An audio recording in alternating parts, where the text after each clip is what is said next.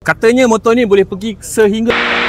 Kalau korang ni jenis yang bad boy, boleh tengoklah fighter baru ni, Cove 450R. Jom aku tunjukkan. Terus terang, rupa motor ni memang boleh buat geng duk bergetar tulang rusuk. Kalaupun dah kata Street Fighter, mestilah kuasa yang dihasilkan dari enjin 442cc DOHC bukan main-main. Kuasa 65.3 horsepower dan torque 40 Nm. Apa maksudnya? Cove kata motor ni boleh cecah top speed lebih 200 km sejam. Kami tak galakkan anda try, tapi kalau ada yang dah cuba, tinggalkan komen anda. Dah laju, nak berhenti macam mana? Brake menggunakan jenis aturan disc brake berkembar di mana 2 piston depan dan 1 di belakang. Untuk sistem suspensi, depan menggunakan jenis USD dan monoshock di belakang. Untungnya jadi raya Malaysia kerana kita merupakan negara pertama yang dapat model ini di luar negara China. Katanya motor ni boleh pergi sehingga 200 km sejam. So, untuk harga RM33,888, aku rasa kalau korang ni jenis fighter, boleh tengok motor ni.